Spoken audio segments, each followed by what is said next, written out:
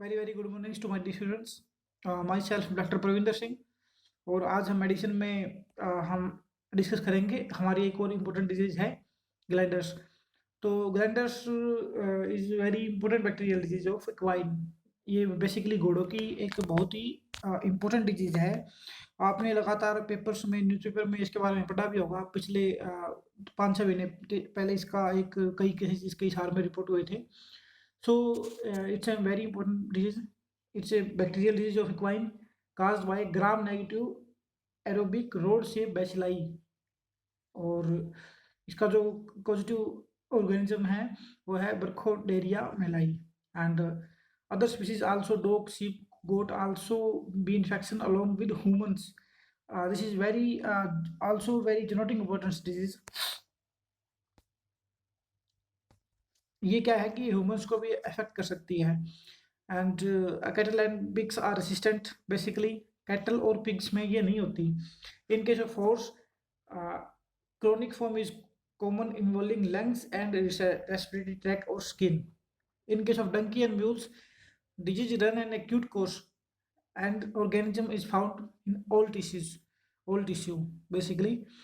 डंकी और म्यूल के अंदर ये बहुत तेजी से फैलती है और उसमें क्रोनिक फॉर्म नहीं होती, बहुत जल्दी साइन आते हैं। लेकिन घोड़ों में कई बार क्या होता है, क्रोनिक फॉर्म में रहती है, उसके साइन नहीं आते।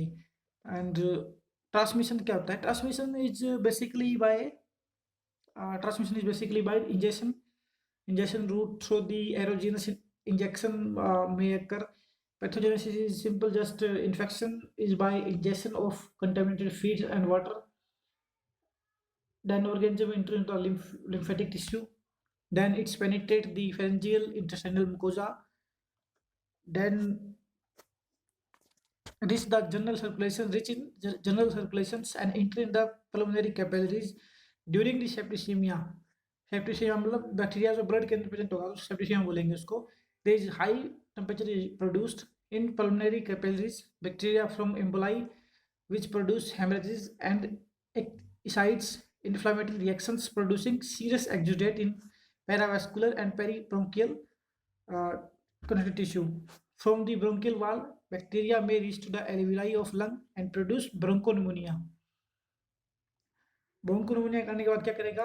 At the place wait bacilli are loads, जो एल्लाई होती हैं उसमें अक्यूमुलेशन ऑफ न्यूट्रोफिल होगा एंड इन सम उसके अंदर नोड्यूल फॉर्म होंगे and in some nodule there is become proliferating type of which are sportive does not occur.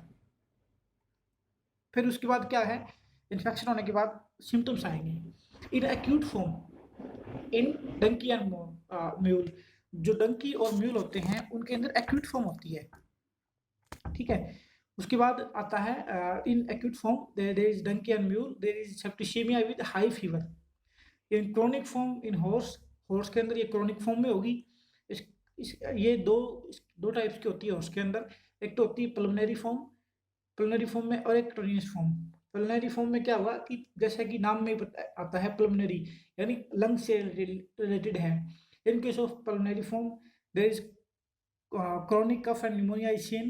There is nasal mucosa is purulent, which nasal discharge is present।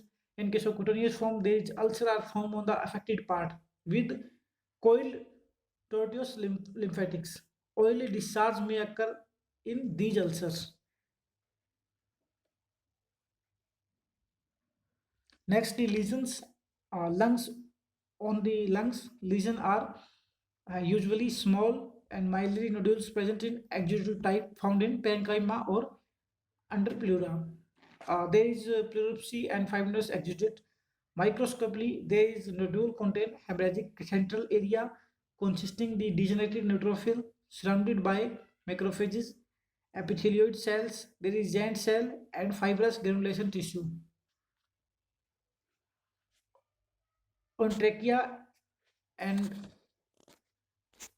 nasal cavity, there is ulcers which are formed due to sporulation of miliary nodules in which are mucosa are slough of ulcer with sharp edge and is expressed which discharge oily sticky discharge heal up to giving stellate scar बोलते हैं उसको। and submaxillary lymph nodes are most affected। जो maxillary lymph node है वो बहुत ज़्यादा effect होती है। आप जो मैक्सिलरी रीजन पे अगर आप पेल्पेट करोगे तो अच्छी तरह पेल्पेट हो जाएगी। इसको फेरसी बोलते हैं, स्किन फॉर्म को क्या बोलते हैं, फेरसी बोलते हैं। And in skin form there is lymphadeninitis and lymphadenitis in of lymph more in hind limb, and in small nodules are formed along with the lymph vessels which are become thickened। और इसमें क्या होता है कि जो regional lymph node है वो सोलन हो जाती है और उसके अंदर से बहुत सारा डिस्चार्ज होगा। Fed fossil places there is give bitted appearance. हाँ, डायग्नोसिस है इसकी, diagnosis is very important. Intradermal peripheral test और मेलिंग टेस्ट को कर सकते हैं हम। मेलिंग टेस्ट बड़ा इंपॉर्टेंट टेस्ट है, मेलिंग टेस्ट पेपर में पूछते हैं। एंड सीरोलॉजिकल टेस्ट है वो CFT भी कर सकते हैं। बायोलॉजिकल टेस्ट के लिए ये तो हार्ट डिजीज में ही होता है। उसके बाद क्या है कि इसमें क्या होता है कि इस डिजीज में बेसिकली जो फेसी के अंदर कोई ट्रीटमेंट नहीं है इसका बेसिकली।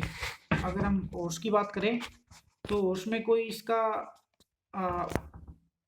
सेटिस्फैक्टरी ट्रीटमेंट नहीं है, तो एनिमल को कल करते हैं और यूथनेशिया करते हैं एनिमल का। बेसिकली ये जो डिजीज है ये जेनेटिक इम्पोर्टेंट की डिजीज है और बहुत ही हाईली पैथोजेनिक है। और इसीलिए इसमें क्या होता है कि एक बार होने के बाद ये बहुत ज़्यादा फैलती है और ह्यूमंस को, जो आसपास के ओनर्स हैं, उनको खतरा रहेगा। तो बेसिकली क्या होता है कि इसमें इसी कारण ग्लैंडर्स डिजीज एक्ट के अकॉर्डिंग उसको यूथनेशिया करते हैं एनिमल्स का। और एक हमारी बहुत ही इंपॉर्टेंट डिजीज है, next disease ulcerative lymphangitis. Ulcerative lymphangitis is a chronic contagious disease of horse caused by Corynebacterium. ठीक है, कैटल है, कैटल के अंदर भी होती है। रूट ऑफ ट्रांसमिशन क्या है, वुंड के थ्रू फैलती है। It is in unhygienic condition, overcrowding and predisposing factors. Disease occurs sporadically and pathogenesis is not important.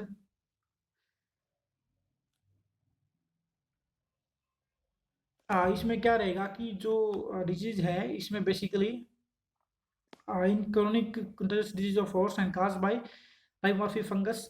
ये एक सेम इससे रिलेटेड एक अलग कंडीशन है, एपिजोटिक लिम्फेग्नाइटिस, जो हिस्टोप्लाज्मा से होती है। ठीक है, हिस्टोप्लाज्मा फार्सिमिनोसम एक फंगस है जिससे ये डिजीज होती है। अगर हम इसकी बात करें, लिम्फोग्नाइटिस की बात करें, तो इसमें क्या रहेगा कि there is abscess develop again and lymph involve can be generalize infection. जो इन्फेक्शन होता है वो फैल जाता है लिम्फ्स के अंदर and abscess are produced along with lymphangitis. जो वहाँ की रीजनल लिम्फ होती है लिम्फ नोड को अफेक्ट करता है, उसमें से पस निकलती है और एक जनरलाइज्ड सिम्टम्स इन्फेक्शन कर देता है पूरी बॉडी के अंदर। ठीक है, and in cattle lymph node are sportive lymphangitis skin और नेक। जो स्किन और नेक के नीचे होती है, नेक के नीचे वाली जो होती है वो ज़्यादा अफेक्ट होती है। एंड और जो एपिजोटिक लिम्फोग्नाइटिस होती है उसके अंदर जो लिम्फ नोड होती है वो उसके अंदर पस नहीं होती, उसके अंदर नोडुल फॉर्म होते हैं basically. And regional lymph node are swollen and encapsulated contain side of pus and cutaneous lesions may be found in legs, back and trunk, neck and scrotum, may be spread to nose and lips and pharynx।